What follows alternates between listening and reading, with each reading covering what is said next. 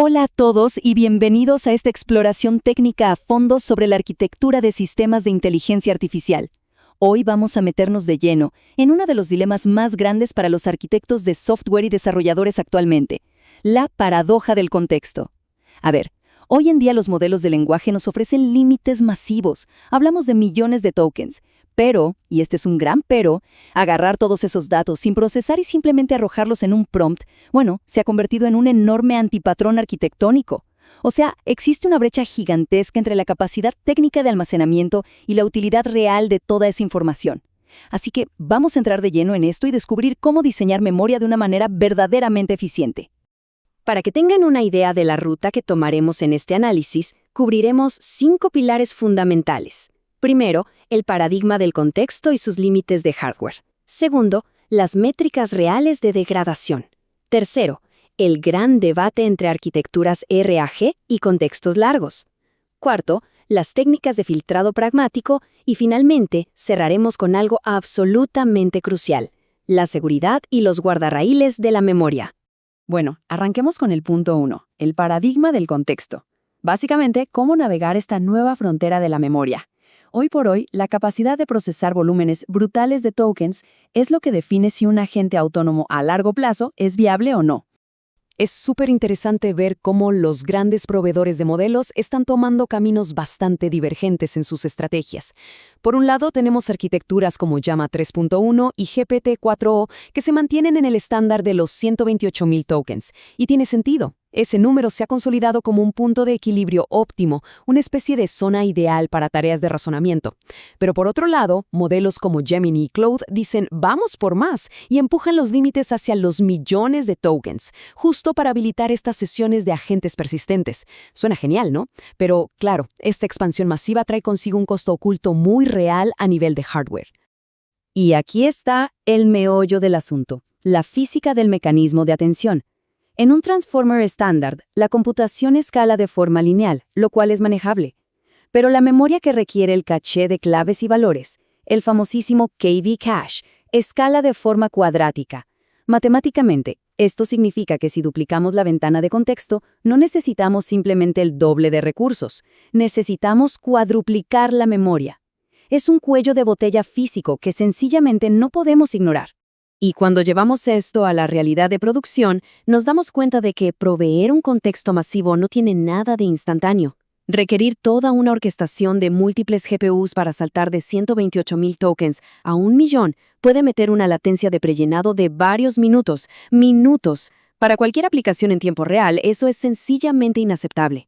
Así que expandir el contexto golpea fuertemente tanto a la infraestructura técnica como a la experiencia del usuario final. Pasemos a la segunda parte. Hablemos de métricas y de la degradación del rendimiento.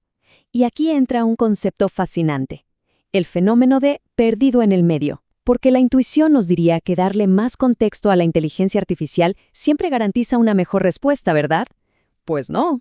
Los datos empíricos nos muestran una curva muy clara en forma de U. Resulta que incluso los modelos más avanzados de la actualidad son excelentes recordando la información que está al mismísimo principio o al final de un prompt larguísimo. Sin embargo, la precisión cae en picada cuando esos datos críticos quedan enterrados justo ahí, en el medio de todo el texto. Básicamente, si incrementamos la carga de razonamiento simplemente añadiendo un montón de documentos irrelevantes, podemos destruir por completo la precisión general del sistema. Y lamentablemente, la cosa empeora. A medida que ese contador de tokens sube y sube, los sistemas empiezan a sufrir de lo que llamamos putrefacción del contexto. Y esto se manifiesta de 4 formas. Primero, el envenenamiento, que es cuando datos viejos y desactualizados persisten como fantasmas en la memoria. Segundo, la distracción, donde todo ese ruido extra simplemente ahoga la señal útil. Tercero, la confusión, cuando entidades o conceptos similares se mezclan en la cabeza del modelo y causan alucinaciones. Y por último, el choque, instrucciones totalmente contradictorias que terminan paralizando por completo la lógica de la gente. Punto número 3, y este es verdaderamente el gran debate arquitectónico del momento. RAG contra contexto largo. ¿Cómo equilibramos capacidad, costo y precisión? Con todo lo que acabamos de ver, la pregunta es obligada. ¿Dependemos de estos contextos extendidos nativos o implementamos sistemas de generación aumentada por recuperación, lo que todos conocemos como RAG?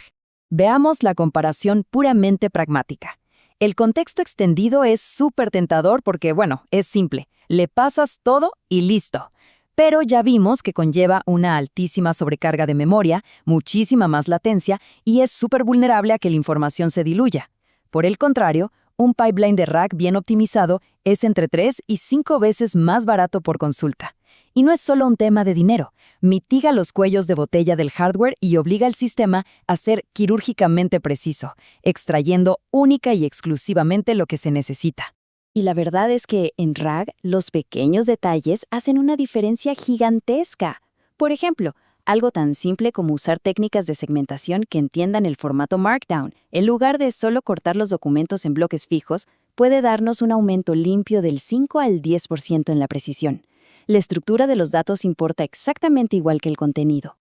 Para ponerlo en perspectiva, el impacto de estas técnicas de recuperación es innegable cuando evaluamos bases de código realmente complejas. Imaginen intentar procesar todo de golpe, sin RAG. El desempeño ronda un paupérrimo 5 a 10% de precisión. Pero, si implementamos un RAG súper optimizado, cortando fragmentos de unos 1800 caracteres y usando metadatos robustos, esa precisión se dispara a más del 70%. Es brutal. La lección aquí es clarísima. Optimizar la recuperación nos da un retorno de inversión infinitamente superior que simplemente salir a comprar el modelo con la ventana más grande. Bien, vamos a la cuarta sección, filtrado y utilidad pragmática, o cómo superar la falacia de la acumulación. Es hora de que analicemos cómo se debe filtrar la información para evitar ese gravísimo error de guardar datos nada más porque todavía nos sobra espacio en el prompt. Para combatir esta manía de acumular, entra en escena un marco de trabajo que viene de la teoría de la información llamado Entropic Context Shaping, o ECS. Y esto es un cambio de paradigma total. ECS nos dice: dejen de tratar el filtrado del contexto como si fuera un simple buscador de texto y trátenlo como una decisión matemática rígida. Básicamente, evalúa la utilidad de un dato basándose única y estrictamente en cómo cambia la probabilidad de que el modelo nos dé la respuesta correcta. La diferencia entre lo que hacíamos antes, y esto es crítica, el filtrado semántico tradicional, el que usa similitud de vectores, tiene un talón de Aquiles enorme. Es vulnerable a los famosos red herrings, es decir, acepta datos que son reales, que son novedosos, pero que no tienen absolutamente nada que ver con la tarea actual. Entran al contexto y solo sirven para distraer. En cambio, la utilidad pragmática de SS rechaza sin piedad todo este ruido, se fija en el desplazamiento real de la respuesta.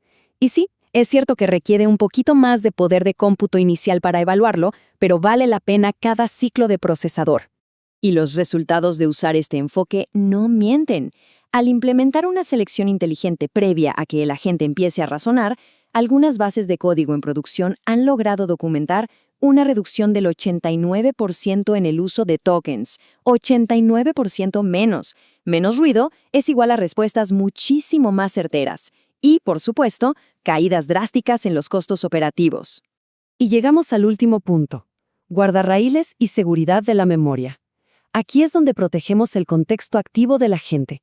Porque piénselo, cuando la ventana de contexto de un agente se convierte en su disco duro, en su memoria de lectura y escritura a largo plazo, necesitamos urgentemente una capa de seguridad. Para manejar toda esta memoria sin que el sistema colapse, necesitamos un ciclo de vida con mucha estructura. Son 3 pasos. Primero, destilar. Esto es capturar notas realmente valiosas durante la sesión activa. Segundo, consolidar. Agarramos esas notas y las fusionamos en una memoria global, resolviendo conflictos de manera asíncrona para que el usuario ni se entere. Y tercero, inyectar. Tomamos ese estado limpio y lo insertamos al inicio del siguiente ciclo, pero usando reglas de precedencia súper estrictas. Ahora, mucha atención con esto, porque el riesgo de ciberseguridad es altísimo.